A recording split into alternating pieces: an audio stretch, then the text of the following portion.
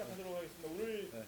이 기자간담회 자리를 만든 것은 지난 목요일날 양당 대표께서 미래 비전에 대한 생각을 밝히신 이후에 그 자리에서 기자분들과 질문일답을 하셨는데 당구나 시간적인 제약 때문에 충분히 말씀을 못 나눴다는 의견들이 있으셔서 오늘 이렇게 자리를 만들었는데 생각보다 좀 커졌습니다. 예.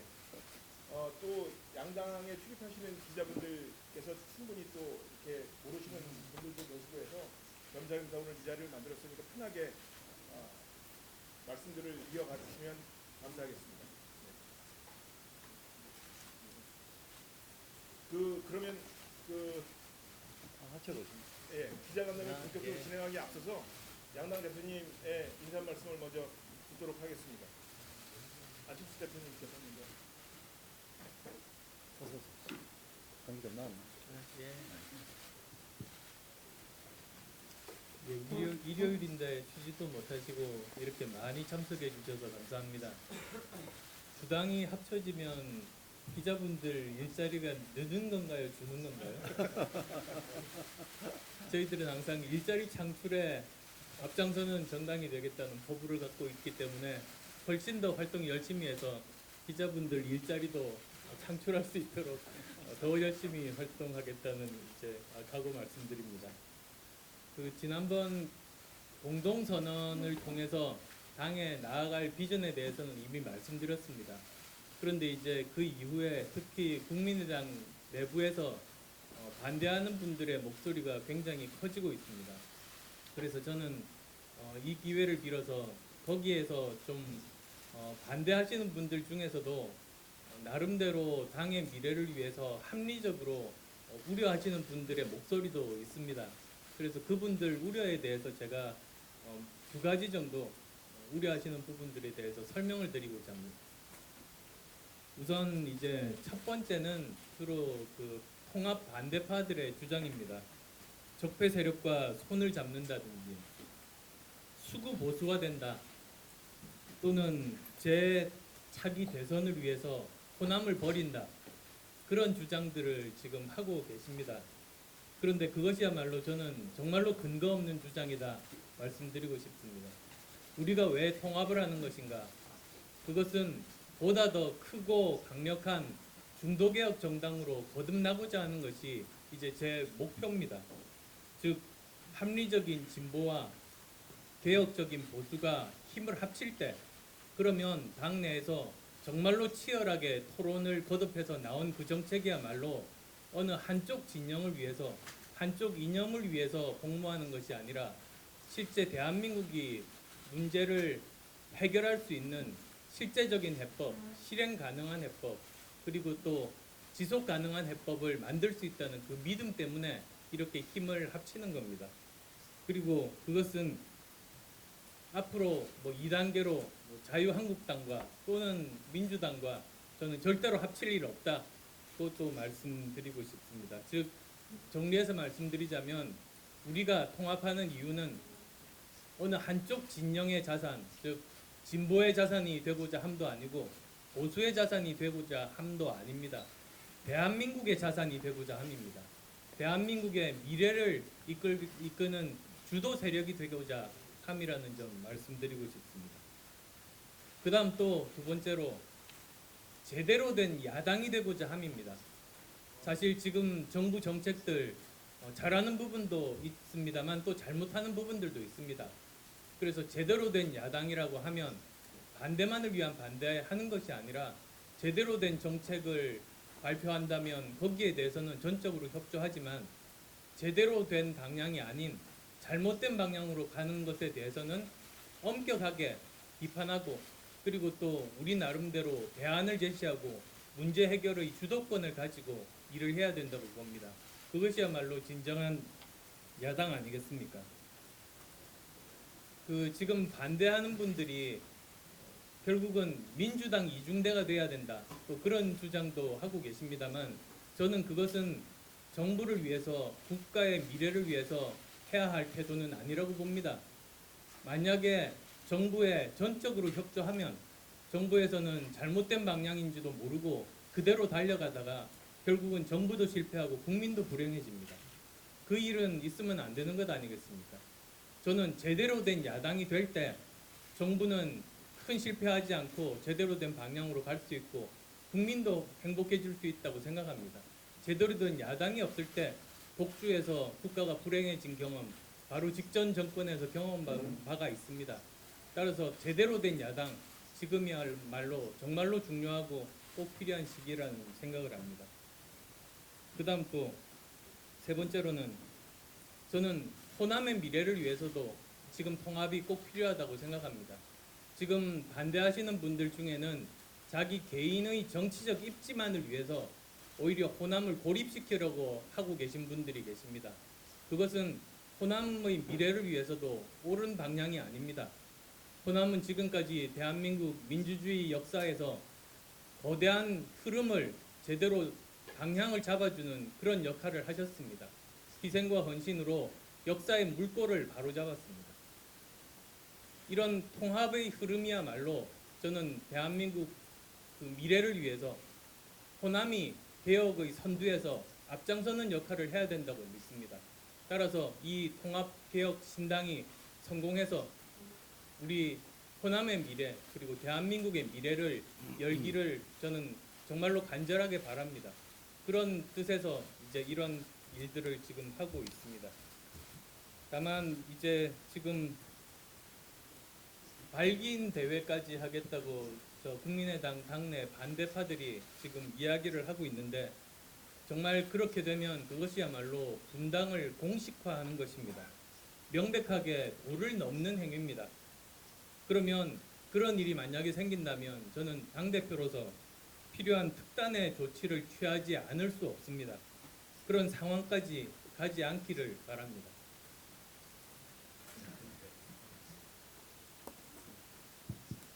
여러분 반갑습니다. 예, 바른정당 대표 유승민입니다. 지난 목요일 날 안철수 대표님과 제가 국회 정론관에서 공동선언을 발표했습니다. 저는 통합개혁신당의 나아갈 방향을 그 공동선언문에 다 담았다고 생각을 합니다. 우리 안 대표님과 제가 100% 동의를 했던 그런 공동선언이고 그것을 기초로 앞으로 신당의 정강 정책을 만드는 그런 노력에 착수하겠습니다. 안 대표님 말씀에 공감을 하면서 지금 국민의당 내부에서 통합에 반대하는 분들, 그분들의 고치나 신당이 출범한 이후에 또 어떤 사람들로 구성된 그런 정당이 되었을 거냐, 그 부분은 우리 안철수 대표님과 국민당에서 앞으로 현명하게 잘 대처해 주시리라고 믿고 저는 말씀을 아끼겠습니다. 저희들이 통합선언문에서 분명히 정말 미래로 또 통합과 개혁으로 나아가는 그런 정당을 만들겠다. 오로지 국민과 또 국민의 행복과 대한민국의 미래를 걱정하는 그런 당을 만들겠다라고 분명히 약속드렸기 때문에 저는 무엇보다도 그 공동선언문의 이 취지, 뜻과 가치를 지킬 수 있는 그게 정체성이 되는 그런 신당의 성공적인 출현에 모든 것을 다 바쳐서 노력을 하려고 합니다. 거기에 분명히 저희들은 구태 정치와 전쟁을 하겠다라고 이야기를 했습니다. 넓고 시대착오적이고 부패하고 또 지역주의를 정치에 악용하는 그런 구태 정치하고 분명히 저희들은 결별을 선언했고 앞으로 저희들은 누구보다도 깨끗하고 또 지역주의를 이용하지 않고 개파, 패거리, 사당화 이런 거 하지 않는 그런 정말 민주적인 정당으로 거듭날 것을 약속을 드립니다. 저희들이 한 가지 굉장히 강조를 하고 싶은 것은 안 대표님도 말씀하셨습니다만은 저도 거듭 강조하고 싶은 것은 지금 문재인 정부와 더불어민주당이 가고 있는 이 길은 저는 한마디로 아주 아마추어 정부다 이렇게 규정을 합니다. 이미 많은 정책들에서 국민들이 이 정부가 왜 아마추어 정부인지 잘 알고 계신다고 생각하고 저희들은 문제를 해결할 수 있는 그런 유능한 대안을 가지고 있는 유능한 대안 정당이 되겠다는 점을 말씀을 드리고 앞으로 통합개혁신당이 문재인 정부와 더불어민주당을 상대함에 있어서는 저희들이 먼저 모든 국정의 모든 현안에 대해서 원칙과 기준을 세우고 문제를 해결할 수 있는 대안을 제시한 다음에 거기에 부합되면 적극 협력할 것이고 거기에 맞지 않으면 끝까지 견제 비판하는 그런 제대로 된 야당의 역할을 다 하겠다는 말씀을 거듭 드립니다. 오늘은 좀 자유로운 분위기 속에서 우리 국민의당과 바른정당을 출입해오던 언론인 여러분들 모시고 여러분들의 어떤 질문에도 성심성의껏 있는 대로 솔직하게 답변을 드리도록 하겠습니다. 참고로 지난 금요일과 토요일에 바른정당 국회의원님들 지도부는 1박 2일 워크숍을 가졌고 그 자리에서 저희들이 당원 대표자 대회, 저희 바른정당의 전당대회입니다. 당원 대표자 대회는 2월 4일 국민의당 전당대회가 끝난 직후에 바로 저희들도 이 통합에 대해서 의결을 하는 걸로 그렇게 결론을 내렸다. 이 말씀을 드리고 당대표로서 준비에 착수하도록 하겠습니다. 인사 말씀은 여기까지만 하고요. 이렇게 모이니까 저희 바른정당은 1월 24일 창당 1주년인데요.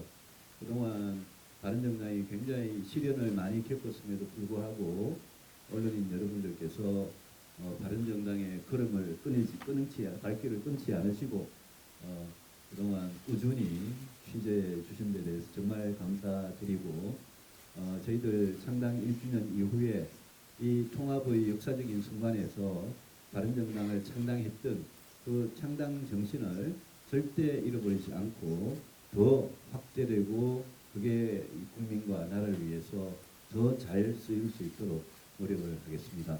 제 말씀은 여기서 줄이겠습니다. 지금부터 일문일답을 하겠습니다. 근데 그 국민의당과 바른정당에 출마하는 언론인들이 같이 계시기 때문에 가능하면 국민의당 하신 분들은 우리 유 대표님한테 주로 많이 질문해 주시고 또 바른정당 출마하신 분들은 우리 안 대표님한테 질문하시고 이렇게 해서 자연스럽게 좀 차례차례 이렇게 질문하는 걸로 질문 받는 걸로 하겠습니다. 1번으로 누가 하실 분 소속사와 이름을 좀 말씀해 주시고. 네.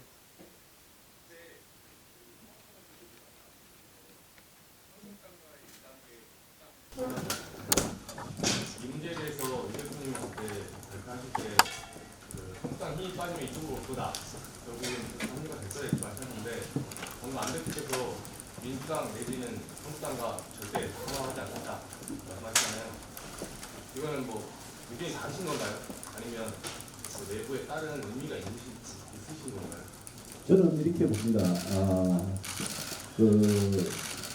당초에 국민의당도 민주당에서 나온 정책을 제대로하겠다고 나오신 거고요. 저희들은 탄핵과 촛불 정국을 거치면서 당시 새누리당에서 나왔던 사람들입니다. 지금 자유한국당에는 벌써 2016년이죠.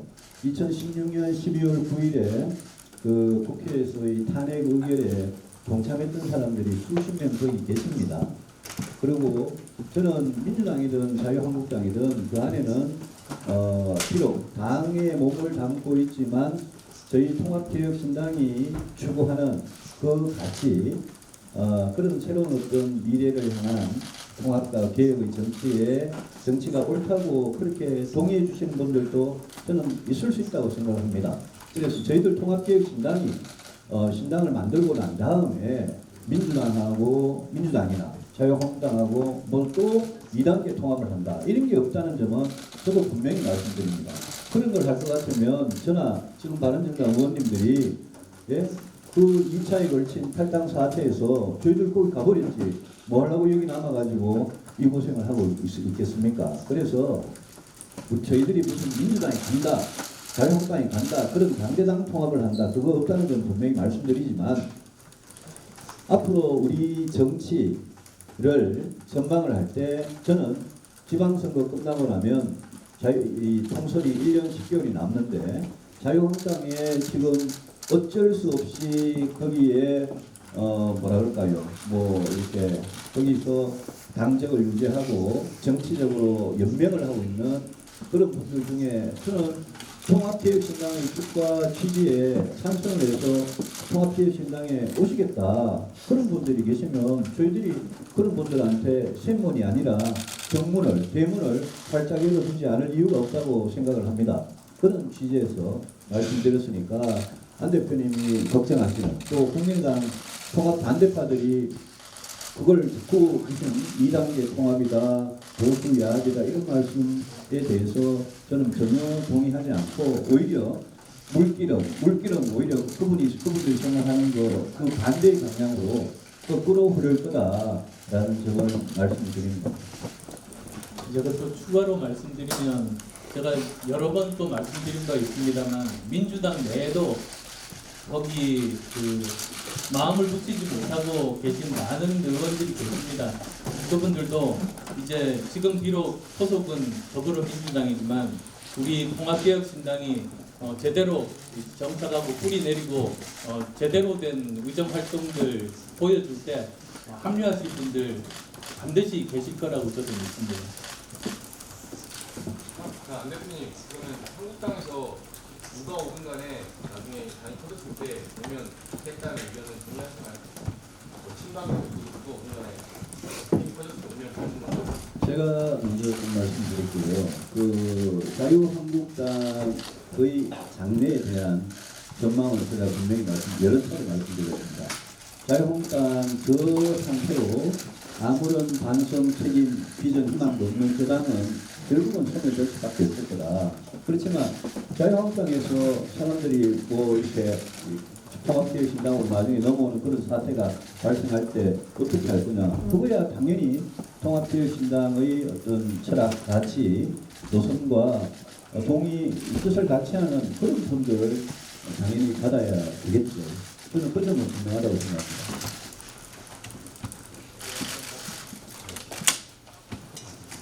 네, 다음 질문 받겠습니다.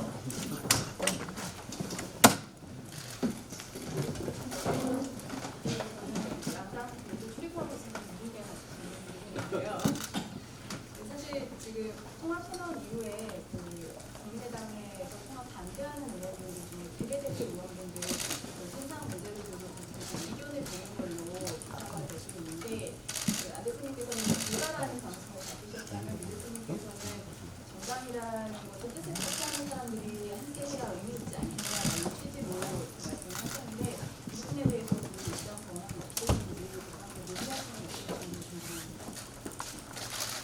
여러 번 걸쳐서 말씀드렸습니다만 그 이제 국민의당이 2년 전 총선 때 지역구 의원들은 당뿐만 아니라 인물을 보고 이제 투표를 하셨습니다. 그 이제 비례대표분들은 전체적으로 이제 인물군도 있습니다만 또 비중으로 보면 이제 당을 보고 투표하신 그 비중이 조금 더 높을 겁니다. 상대적인 겁니다. 물론 뭐 둘 다 한쪽이 100%라고 말씀드리지는 않겠습니다. 그러다 보면 이제 총선 민의에 의해서 그 선택된 우리 비례대표분들은 이 당의 자산이십니다. 그래서 그것을 이제 마음대로 어떻게 할 수 있는 것은 그건 원칙적으로 맞지 않다는 그 말씀 여러 번 드렸습니다.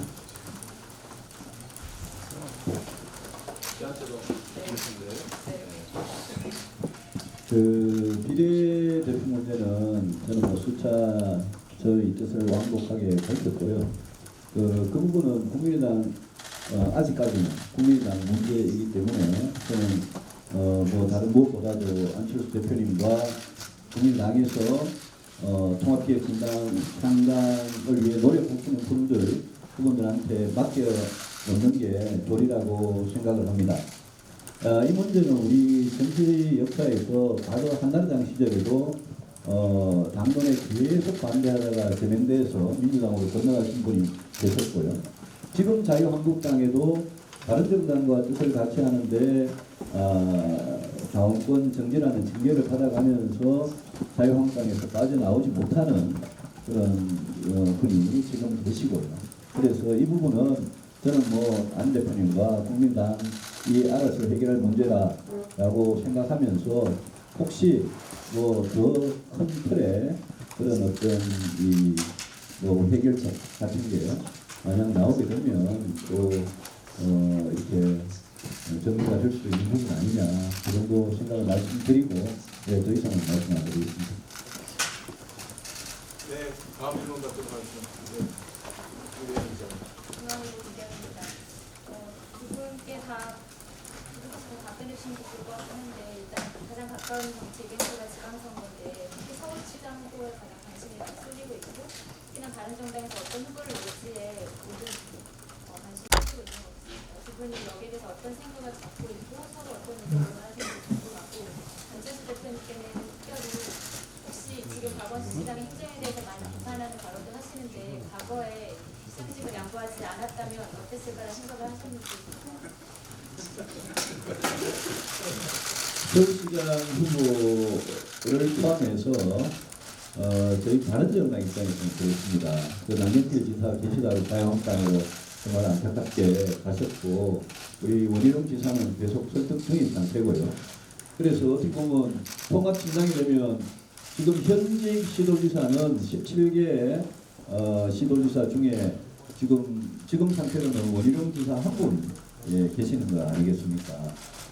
그래서 원 지사님 최대한 이제 설득을 하면서 저희들이 비어있는 16개 광역 단체 장 후보를 정말 최선을 다해서 좋은 분을 모실 수 있도록 안 대표님과 함께 노력하기로 또 그런 후보를 모실 때 안 대표님과 저 또 우리 지금 통합을 하는 양쪽의 우리 식구들 최대한 많은 분들의 공감대 하에 후보를 모시기로 그렇게까지는 이야기를 했습니다.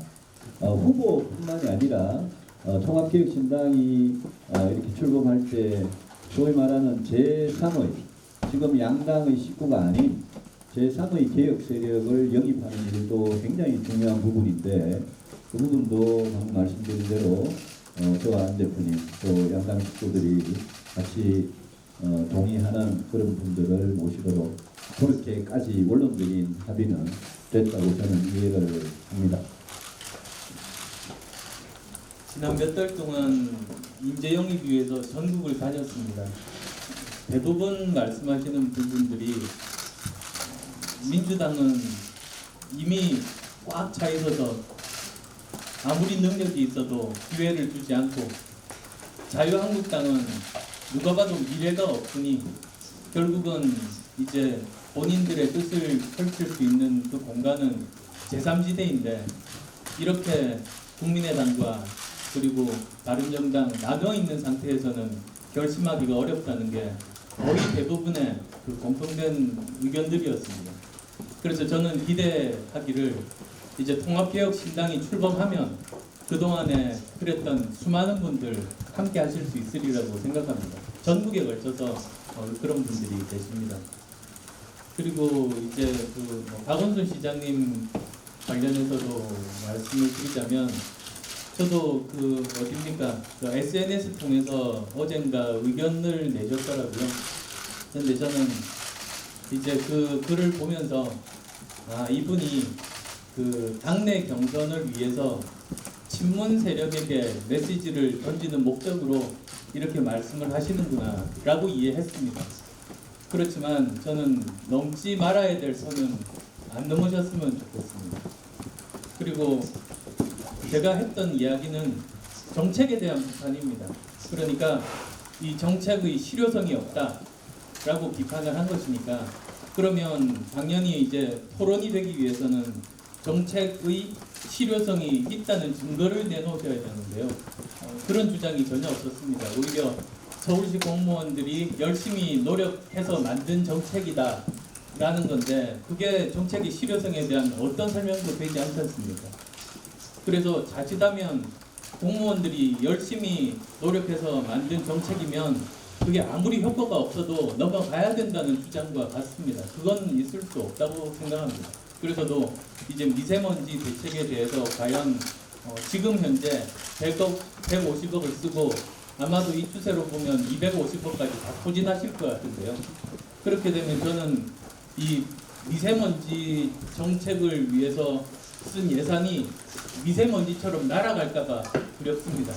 그런 일이 안 생기게 하기 위해서 제가 그 조언을 드린 것이고 그런 정책의 실효성에 대한 건전한 토론이 이번 기회에 있으면 좋겠습니다. 네, 다음 질문 받도록 하겠습니다. 네, 정부입니다.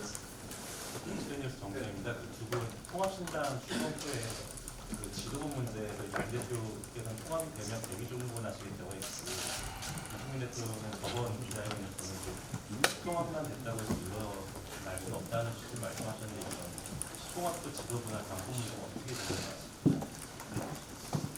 제가 다른 얘기를 한 사람이니까 저부터 말씀을 드릴게요. 저는 이렇게 생각합니다. 이 통합신당의 특히 국민의당 내부 문제에 대해서 제가 입을 계속 다물고 있다가 지난번에 그 소위 말하는 중재안, 그 안철수 대표의 조기 사퇴를 이야기하는 중재안에 대해서 제가 공개적으로 반대를 했습니다. 왜냐하면요, 제가 바른정당 당대표로서 또 국민의당 대표로서 우리 안 대표님께서 이렇게 양당의 대표자라는 자격으로 지금 이 어려운 통합 논의를 쭉 하고 있는데 통합 논의를 한참 하고 있는데 어느 날 갑자기 통합 논의가 신당이 출범하기도 전에 제 이 대화의 아주 그 파트너인 그것도 대표 자격으로 파트너인 국민의당 대표님이 사퇴를 해버리면 제가 누구하고 대화를 하겠습니까? 그래서 저는 이 어려운 일을 하는데 이거는 조금이라도 뭔가 책임을 회피할 일이 아니다. 그래서 제가 오히려 안 대표님의 그 대기종군 선언 그 뜻은 제가 충분히 이해하겠습니다만은 그거는 저는 이 어려운 통합 과정을 성공시키기 위해서는 그렇게 하면 안 된다라는 생각을 가지고 말씀을 드린 겁니다. 그래서 지금도 제 입장에서는 오히려 대기종군 그 발언 좀 사실 철회하시라. 이 통합신당이 완성될 때까지는 책임을 지고 하자. 그리고 통합신당 완성되고 나면 지방선거가 또 불과 몇 달입니다.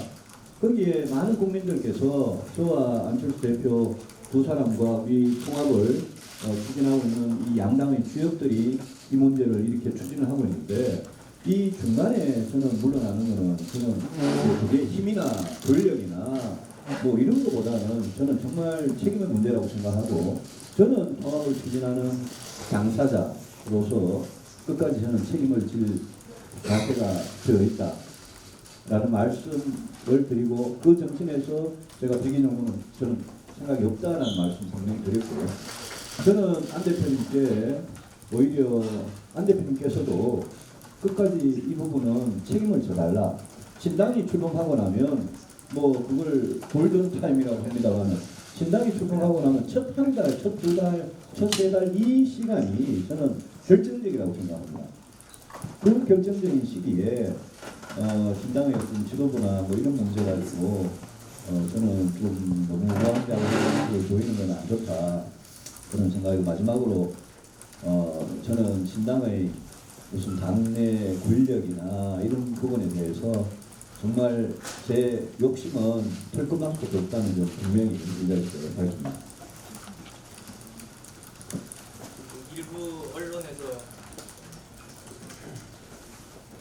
일부 언론에서 보면 이제 신당 대표는 유승민 대표, 서울시장 후보는 안철수 뭐 그렇게 역할 부담이 됐다고 한 기사가 있는 것 같습니다. 그건 뭐 추측이지만 사실과는 다릅니다. 근데 또 문제는 이걸 또 그 국민의당 내부의 반대파들이 악용을 해서 그러면 전부 다 이제 국민의당을 바른정당에 팔아먹겠다는 소리냐 또 그렇게까지 지금 주장하고 있는데요. 그게 사실이 아닙니다. 철저하게 이제 그 신당의 리더십은 양당이 서로 합의를 해야 되는 것 아니겠습니까? 그래서 양당이 합의를 하는 각 당을 대표하는 한 사람씩에서 두 사람의 공동대표가 이제 서든 아니면 양당이 합의가 되면 한 사람의 단독 대표가 되든 뭐 그런 형태이지 그 한쪽 당에서만 그렇게 대표가 나오는 일은 없을 겁니다. 그래서 지금부터 앞으로도 계속 이렇게 합의해 나가면서 양쪽 다 합의할 수 있는 방향으로 앞으로 일들을 계속 하고자 합니다. 네, 다음 국제신문 정옥진 기자인데요. 국민의당 내 통합 반대파들이 가칭 개혁신당이라고 해서 국민들을 헷갈리게 하는데 얘기 됐습니다.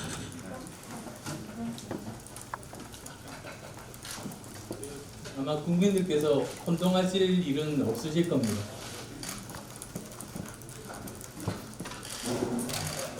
저도 뭐 국민의당 내부 문제라서 제가 지금 언급하기는 좀 적절치 않습니다만 안 대표님 하도 짧게 말씀하셔가지고 한 대표님 좀 더 해주시죠. 다음 질문 받겠습니다. 김보국 그 모두 말씀에서요. 그 특단의 대책까지도 특단의 조치도 고려할 수밖에 없다고 말씀하셨는데요. 반대파들 이 부분이 어떤 내용인지 좀 말씀 좀 구체적으로 부탁드려요. 그 한 정당 내에서 의견이 다른 일은 많습니다.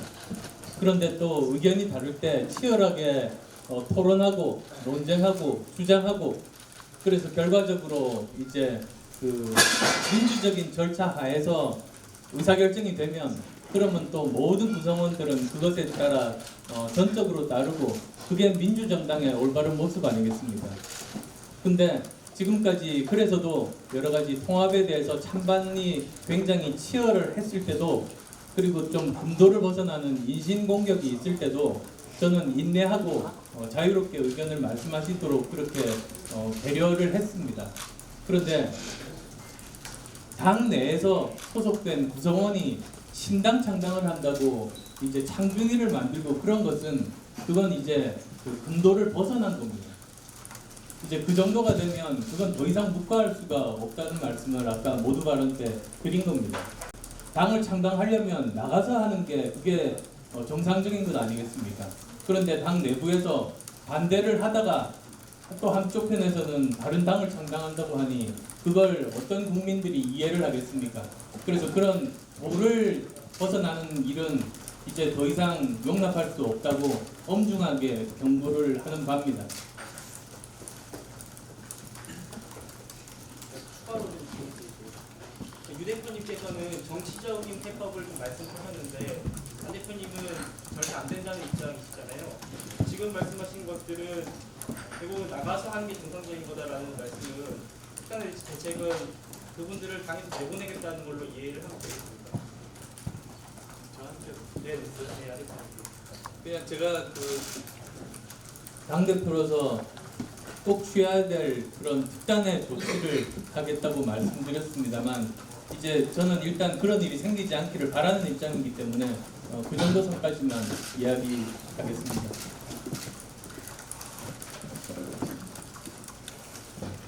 네, 또 다른 질문 있으세요? 미시스 정민아 대표에게 여쭤보겠어요. 최근에 박인수 의원도 그렇고 남경수 지사도 그렇고 총장을 앞두고 계신 사람들이 빠지고 지금 원희룡 지사는 아직까지 회복 중이라고 말씀하셨는데 계속해서 사람들이 빠지는 거에 대해서 좀 원인은 뭐라고 생각하시고 대안은 있으신지?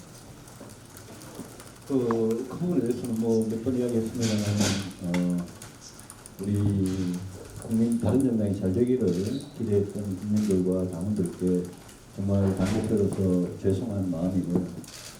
김세연 의원 같은 경우에는 100% 지역구 사정이라고 그렇게 이해를 오래전부터 구해왔고요.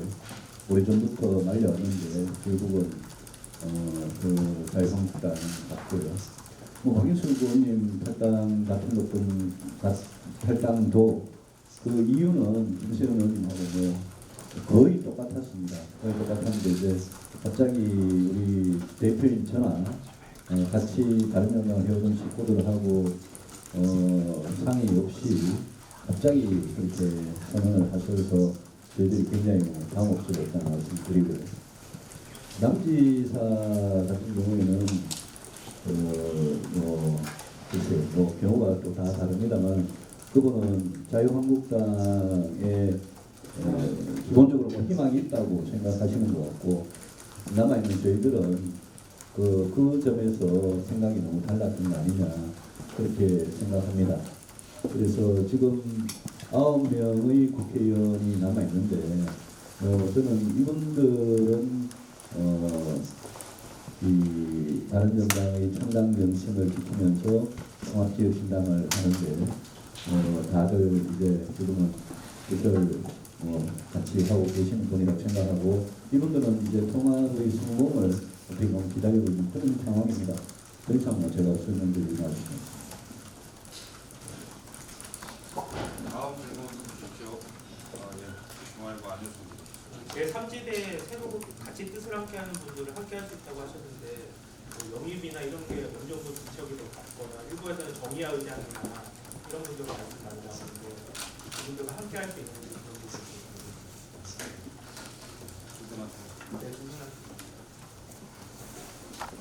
아까 전국 다니면서 여러 분 만났다고 말씀드렸습니다. 예전 중진 분도 계시고 그리고 예전 교육감들도 계시고 그리고 뭐 정치는 하지 않으셨습니다만 그 해당 지역에서 오랫동안 공헌을 하신 널리 알려진 그런 분들도 계셨습니다. 다 같이 공통적으로 그 삼지대가 이렇게 나뉘어져 있는 상태에서는 합류하기 힘들지만 한번 이렇게 통합이 된다면 본인이 결심하겠다고까지 말씀하신 분들도 많이 계십니다. 그래서도 이제 2월 달에 이제 통합이 되고 그 다음에 새로운 창당이 이루어진다면 그때부터 열심히 그런 분들 다시 한 번 더 찾아뵙고 부탁드리려고 합니다. 저도 간단히 설명드릴게요. 아까 질문에 정의화 의장님이 말씀을 하셨어요. 그분이 그런데 뭐 지금 동의를 하셨거나 그런 상태는 아직 아니기 때문에 개인 성함이 나와서 분명히 일단 드리고요. 이 부분에 대해서는 저는 두 가지로 생각합니다. 첫 번째 원칙은 아까 말씀대로 양당이 충분히 좀 동의가 될 수 있는 분들을 하는 거. 또 하나는 그런 정치에 오랜 경력이 있거나 이제 이런 분들도 물론 중요하겠지만 그 정치에 전혀 경험이 없는 새로운 그런 분들을 우리가 추구하는 이 길로 같이 가기 위해서 영입하는 그런 노력도 저는 동시에 중요하다고 생각합니다. 그 통합신당이 그런 정치 시민들한테도 그런 참신한 분들한테도 문호를 항상 열어놓는 게 중요하다고 생각하기 때문에 그런 노력을 하겠다는 원칙적인 말씀을 드리고 나중에 이제 우리가 그분들이 어떤 분들인지를 밝힐 수 있을 때가 되면 그렇게 말씀드리도록 하겠습니다. 네, 다음 GBS 최선호 기자입니다. 대표님들 쭉 공동의 협의가 이루어진다면이라는 전제를 달아주시는데요. 지금 제일 많은 분들 지적하시는 게 안보 관해서 사실 두 당의 뿌리 자체가 너무 달라 있기 때문에 그 공동의 협의라는 게 잘 이루어질 수 있을지 어떤 식으로 협의를 잘 할 수 있을지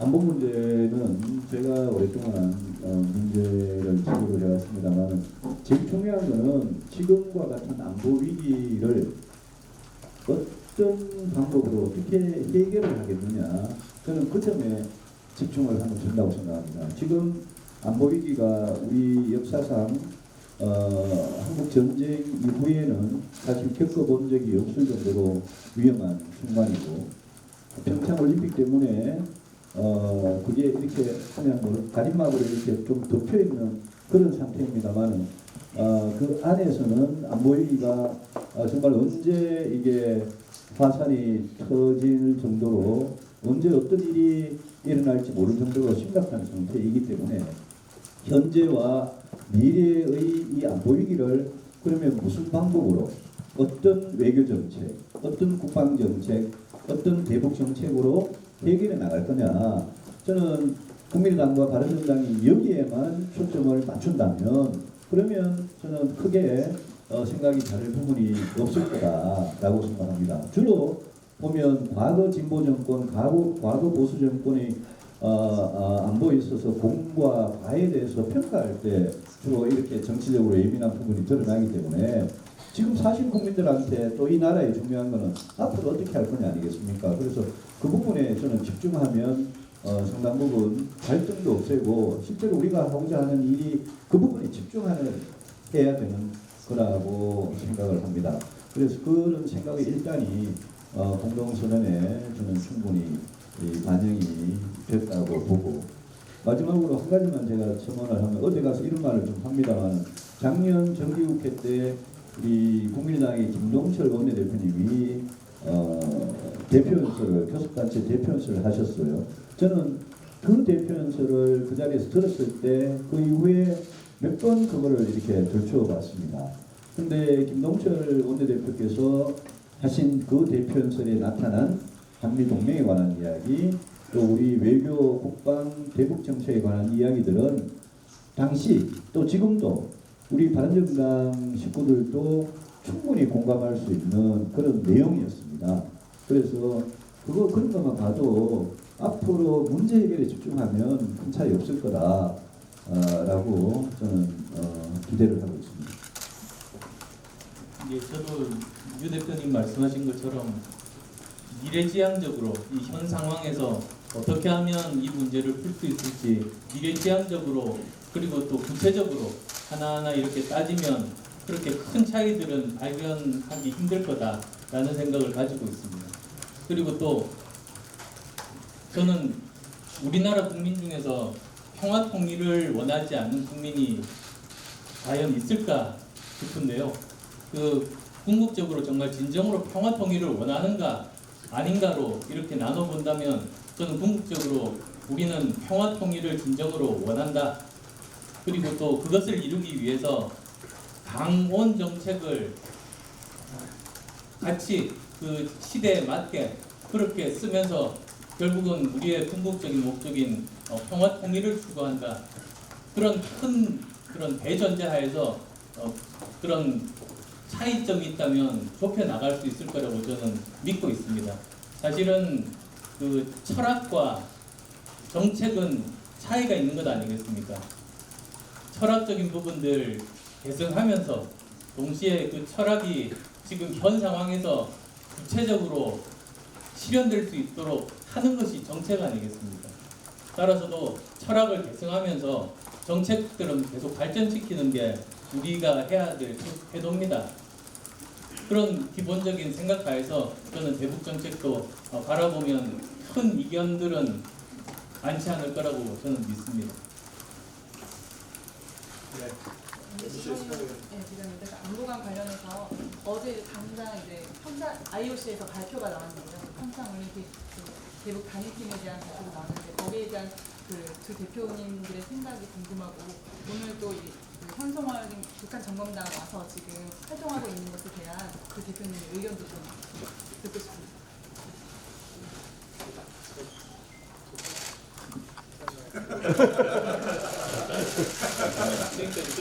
저쪽 기자, 바른정당 기자가 물어보시는 국민의당 출입 안 하세요? 국민의당 출입 안 하세요? 지금? 네, 저는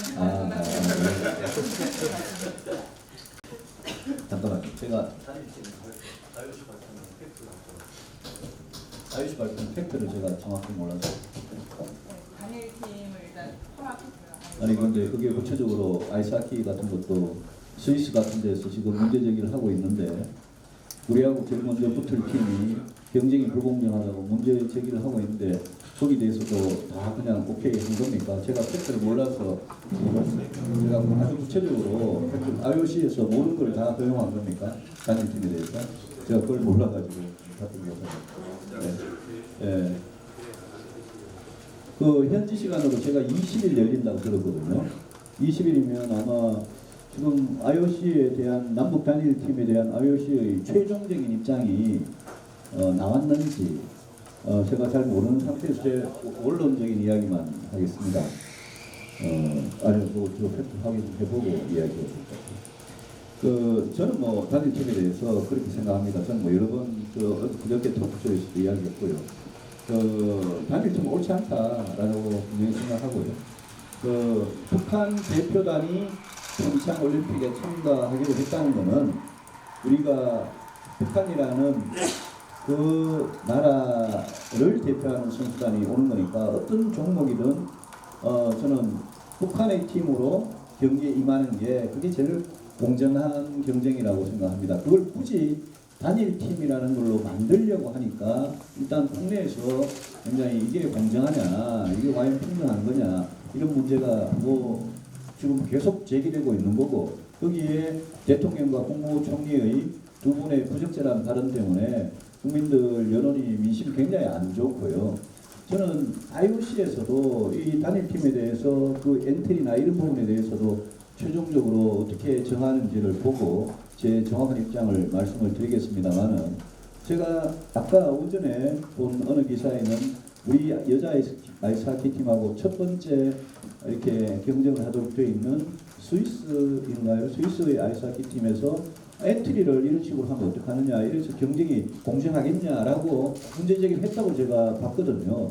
만약 그게 사실이고 아직 IOC 최종적인 입장이 안 나왔다면 그러면 그거는 저는 조금 보고 답변을 해야 되겠습니다. 어쨌든 저희 기본 생각은 아이스하키든 여자 아이스하키든 또 다른 종목이든 그게 우리가 뭐 메달권 아니든 메달권 받기든 저는 그런 거하고 무관하게 양 팀이 남과 북의 양 팀이 그냥 각 나라를 대표하는 팀으로 참여하고 우리는 같은 동포로서 북한 팀이 선전하도록 응원도 해주고 저는 그렇게 가는 게 지극히 상식적이고 정상적이라고 생각을 합니다.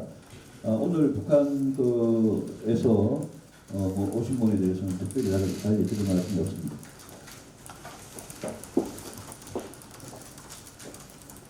저도 뭐 비슷한 의견입니다만 북한이 평창 올림픽 참여는 저는 좋은 일이라고 이야기했습니다. 그렇게 북한이 참여함으로써 많은 나라에서 좀 더 안심하고 참여가 더 많아질 수 있고 그리고 또 30년 만에 우리가 올림픽 행사 치르는데 국제적으로 성과가 있는 그런 행사가 되는데 도움이 될 거라고 생각했습니다. 그런데 단일팀은 완전히 이건 다른 겁니다. 북한이 참여했다고 그냥 자동적으로 단일팀을 만들어야 된다. 이건 아니지 않습니까? 이건 지금 저도 옳지 않은 일이라고 생각합니다. 그렇지만 지금 이제 특히 국무총리께서 정말 해서는 안 되는 이야기를 했습니다. 메달권이 아니니까 괜찮다고 그렇게 선수들한테 이야기했는데요. 그러면 만약에 선수 중에 한 사람이 국무총리께서 다음 대선에 나올 그런 가능성이 없으니까 정규 은퇴하라고 그렇게 말을 했다고 하면 뭐라고 답변하실지 모르겠습니다. 그래서 정말 적절하지 못해서 국민적인 분노, 특히 청년층의 분노를 많이 일으켰다는 점 꼭 짚고 넘어가고 싶습니다.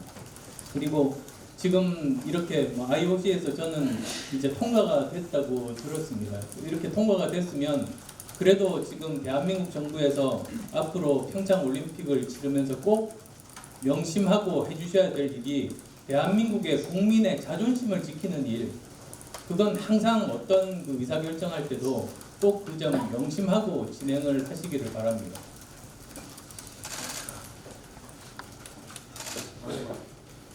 저 머리투데이 김한희 기자입니다.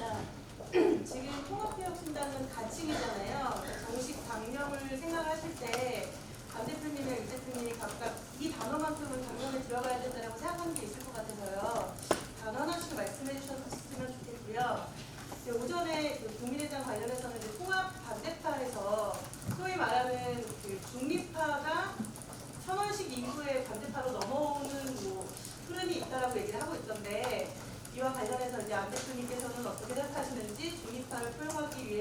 어떤 노력을 하실 건지 말씀해 주시면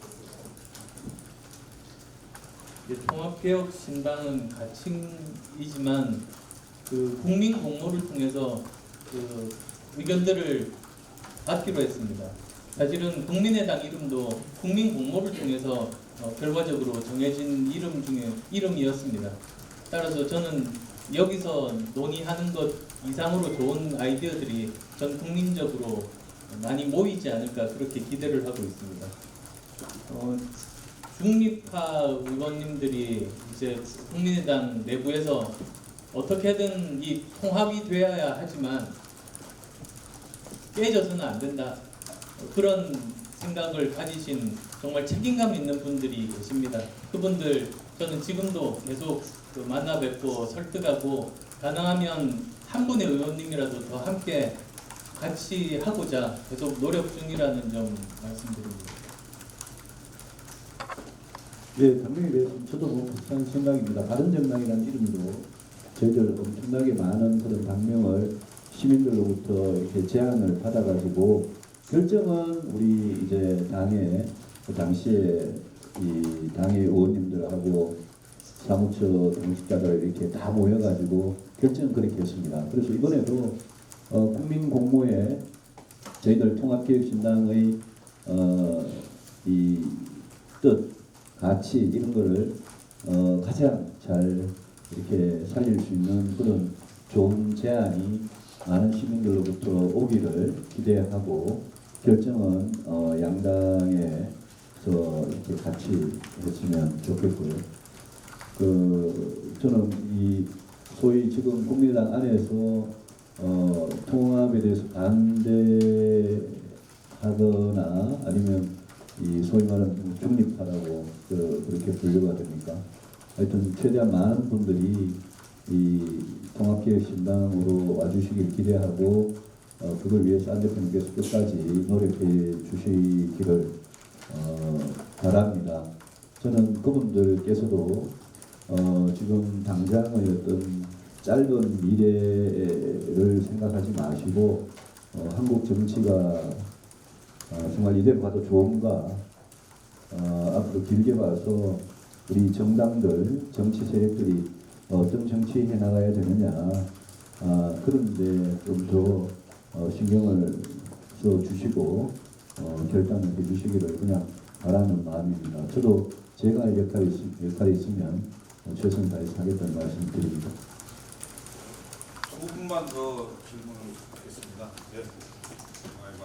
두 분에게 모두 질문드리겠는데 안 대표 같은 경우에 당내에서 주변 사람들이 다 떠났다, 리더십이 없다는 비판을 굉장히 많이 받고 계시고 유승민 대표도 너무 고집이 세다, 무고집이라는 비판을 많이 받고 계신데요. 그런 양쪽 모두에게 제기된 리더십 문제를 향후 통합신당이 만들어진 이후에 어떻게 좀 풀고 나갈지에 대해서 좀 듣고 싶습니다. 지금 정치한 지 이제 6년째입니다. 어느 때보다도 더 많은 사람, 한 정당을, 전국적인 정당을 만들 만한 많은 사람들이 지금 모여서 통합을 추진하고 있다는 말씀을 드리겠습니다. 그리고 제 부족한 점 많습니다. 그런 부분들도 계속 겸허하게 수용하고 더 열심히 설득 노력들을 계속 해나가서 결국은 이 통합개혁 정당이 전국적인 정당이 되고 대한민국 미래를 여는 정당으로 만드는데 제 모든 것 바치겠습니다. 예, 저보고 고집이 세다고 그런 비판이 있는 거 예, 잘 알고 있습니다. 그런 비판에 대해서는 예, 사람을 대할 때는 고집을 덜 부리고 부드러운 사람이 될 수 있도록 더 노력하겠습니다. 그런 비판 겸손히 받아들이고요. 다만 제가 추구하는 어떤 가치, 제가 정치하는 이유라고 생각되는 그 부분에 대해서는 저는 타협할 생각이 별로 없습니다. 그런데 이제 사람을 대하고 좀 생각의 차이가 있더라도 더 많이 끌어들이고 배려하고 포용하는 그런 부분에 관한 지적이라면 100% 제 경험이 받아들이고 앞으로 자세를 고칠 수 있도록 노력하겠습니다.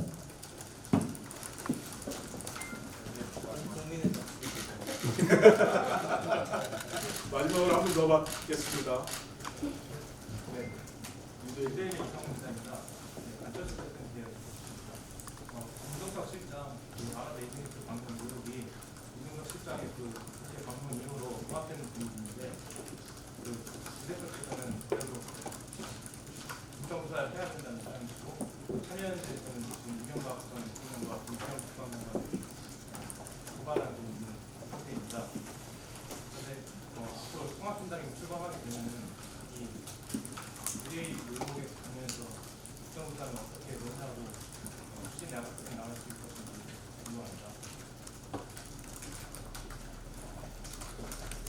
이 문제 저는 처음 이제 불거졌을 때 그때는 그 대통령 비서실장이 운영위원회 출석하지 않고 있었을 때입니다. 그래서 먼저 운영위원회 출석하고 거기서 설명을 듣고 판단하겠다. 그리고 만약에 또 참석을 거부하면 그때는 또 그때대로 그 다음 단계로 옮겨가겠다. 그래서 만약에 충분히 참석을 하지 않거나 또는 그 소명이 충분하지 않았을 때는 국정조사까지 검토하겠다는 게 이제 저나 또는 김동철 대표의 발언이었습니다. 그에 관해서 아마 유 대표님께서는 이제 국정조사부터 말씀은 하신 것으로 알고 있습니다만 저는 큰 차이는 없다고 봅니다. 문제는 양쪽 정부가 서로 관련된 일이다 보니 양쪽 모두 다 그냥 덮고가자는 쪽으로 지금 가고 있는 것 같아서 그 점이 굉장히 우려됩니다. 저한테 질문을 하시지는 않았습니다만은 제가 이 문제에 대해서는 꼭 드릴 말씀이 있어서 잠깐만 좀 드리겠습니다. 이런 문제에 대해서 저는 통합개혁신당 안에 계시는 합류하신 분들이 생각이 뭐 사람마다 약간씩 차이가 있을 수 있다고 생각합니다. 저희들 민주적인 토론을 거쳐서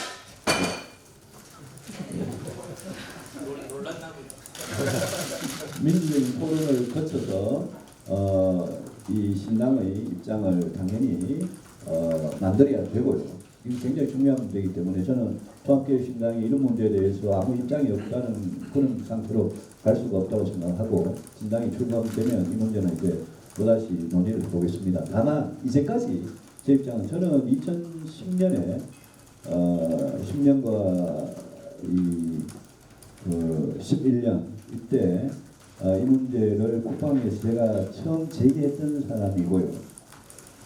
이거는 당시에 헌법을 위배했다는 게 이게 무슨 뜻인지 와닿지 않는 국민들에게는 우리 장병들이 우리가 원치 않는 분쟁, 우리가 원치 않는 전쟁에 가서 피를 흘리고 목숨을 잃을 수도 있는 그런 문제, 헌법을 위배해서 그런 상황이 있을 수 있는 그런 문제에 대해서 당시에 이명박 정부가 그거를 은폐한 게 당시 국방장관 최근에 인터뷰로 본인이 자백을 했습니다. 그런데 문재인 정부는 과거에 그런 국가 간의 합의, 비밀군사 협정, 협약 이런 데 대해서 자료를 보다가 문재인 정부가 그걸 문제라고 아마 처음에는 분명히 생각을 했습니다. 그런데 그 문제를 제기를 하던 과정에서 양국 간에 굉장히 불편한 관계가 있었습니다. 그러면 지금 와가지고는 이제까지 문재인 정부 출범 이후에 자유한국당과 문재인 정부가 이렇게 의견 일치를 보고 담합한 경우가 없습니다.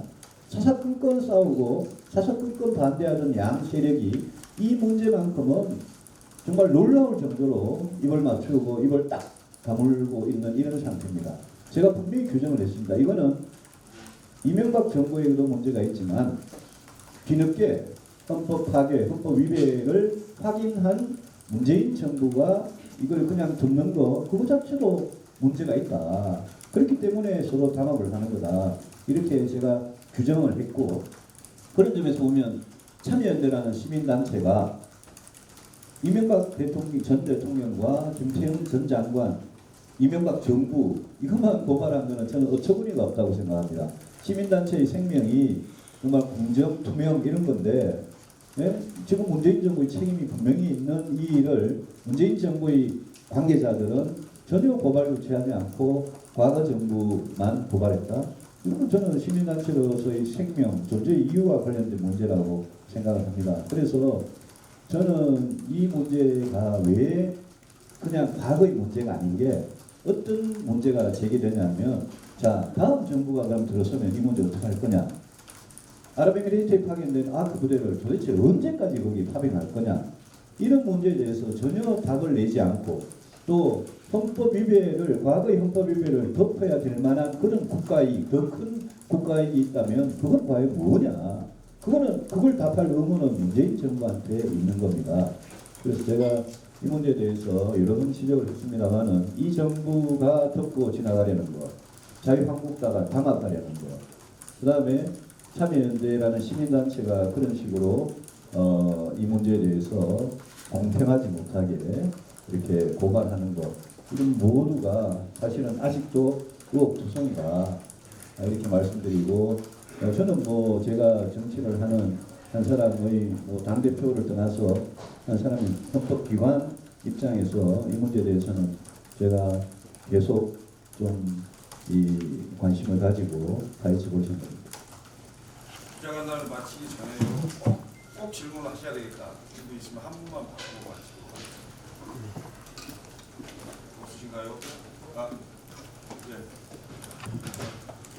반갑습니다. 아까 이승훈 대표는 안 대표보다 대표님하신 걸좀 물러셨으면 좋겠다 하셨는데 안 대표가 답변을 안 하신 것 같아요. 앞으로 어떻게 대답하실지. 저는 여러 번 걸쳐서 제 입장 말씀드렸습니다. 대기정부 말씀드렸습니다. 그렇지만 다음 그 리더십에 대해서는 양당이 서로 합의하에서 리더십을 세워야 된다고 생각합니다. 감사합니다. 이상한 거 마치겠습니다. 네, 말씀 고맙습니다.